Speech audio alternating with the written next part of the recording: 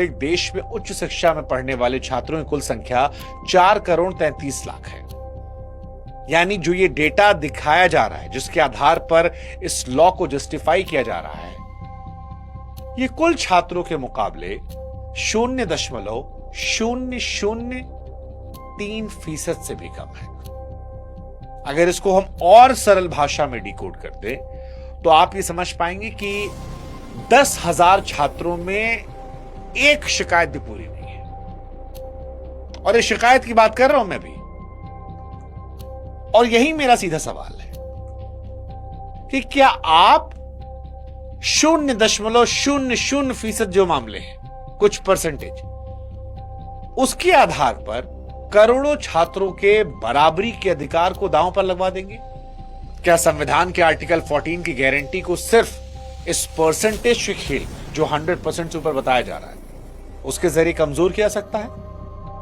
और वैसे भी शिकायतों की संख्या बढ़ने का मतलब हमेशा यह नहीं होता कि जुल्म बढ़ा है। आज ई समाधान जैसे पोर्टल्स हैं जिन्होंने आवाज उठाना आसान कर दिया है। ये जागरूकता है, जरूरी नहीं कि अपराध में उछाल हुआ हो। असली सवाल यह है कि हम डेटा का इस्तेमाल इंसाफ के लिए कर रहे हैं या डर पैदा करके एक तरफा कानून को थोपने के लिए। अब एक सवाल यहां पर और उठता है कि सर ठीक है, कुछ परसेंटेज तो आए हैं, ये तो आप भी मान रहे हो,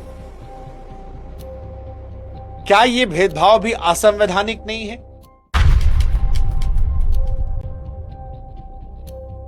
जवाब है बिल्कुल है। संविधान का आर्टिकल 15 जातिगत भेदभाव को रोकता है, लेकिन वहीं आर्टिकल 14 भारत में सभी को इक्वल प्रोटेक्शन ऑफ लॉस, यानी कानून का समान संरक्षण देता है। सुरक्षा जो है वो किसी विशेष अधिकार नहीं है, किसी खास वर्ग का प्रिविलेज नहीं है, बल्कि देश के हर नागरिक का, 140 करोड़ भारतीयों का फंडामेंटल राइट है, मौलिक अधिकार। और कोई भी कानून जो सुरक्षा के मामले में नागरिकों को अलग अलग तराजू पर तौलता है, वो संविधान की आत्मा से टकराता है। और संविधान की बात तो सबसे ज्यादा आप SC, ST, OBC समाज करता है। अब यहां पर एक काउंटर आ सकता है कि लेकिन सर आप ये तो मानेंगे ना कि आर्टिकल 14 और आर्टिकल 15 के साथ सकारात्मक भेदभाव का क्या? आप कहेंगे कि भाई सवर्णों के पास तो सामाजिक शक्ति है, जनरल कास्ट के पास, उन्हें कानून की वैसी सुरक्षा की जरूरत नहीं है। अब देखिए, यहां भी जवाब जो है वो बड़ा सीधा दूंगा मैं। संविधान सकारात्मक भेदभाव जैसे आरक्षण की अनुमति देता है ताकि पिछड़ गए समुदायों को बराबरी का अवसर मिल जाए, लेकिन इसका मतलब यह नहीं हो सकता कि किसी नागरिक को आप कानूनी सुरक्षा के दायरे से बाहर कर दें। आर्टिकल 15 भेदभाव को रोकता है, लेकिन वो आर्टिकल 14 की उस मूल भावना को खत्म नहीं करता जो कहता है कि कानून की सुरक्षा सबके लिए बराबर हो। कानून एक वर्ग के लिए ढाल बने, यह जरूरी है, लेकिन वही कानून दूसरे के लिए खतरा बन जाए, यह संविधान स्वीकार नहीं कर सकता। और यह सुप्रीम कोर्ट ने भी कहा है।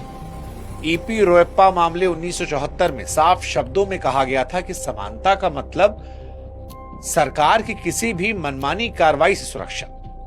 इंसाफ का तराजू पुरखों की गलतियों से नहीं बल्कि आज के पीड़ित के दर से तौला जाना चाहिए। सकारात्मक भेदभाव आगे बढ़ाने का औजार है, कानूनी सुरक्षा पीछे छोड़ देने का लाइसेंस नहीं।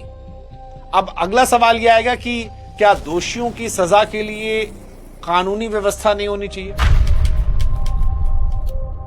बिल्कुल होनी चाहिए भाई, हम शुरू से कह रहे हैं, पिछले दोनों वीडियोस में भी हमने यही कहा था। भेदभाव और उत्पीड़न जैसे अपराधों के लिए सख्त कानून जरूरी है, लेकिन व्यवस्था जो है वो पक्षपाती नहीं होनी चाहिए। बिना शुरुआती जांच के सजा देना या झूठी शिकायत पर जवाबदेही तय न करना, यह कानून का दुरुपयोग है। और कोई भी ऐसी व्यवस्था जो झूठी शिकायत की स्थिति में किसी भी तरह की जवाबदेही न तय करे, वो न्याय नहीं बल्कि कानून की ताकत का असंतुलन बन जाती है। अब एक काउंटर क्वेश्चन जो और आ सकता है इसके बाद वो ये आएगा कि जांच से पहले सजा का विरोध करना कानून को कमजोर करना नहीं है।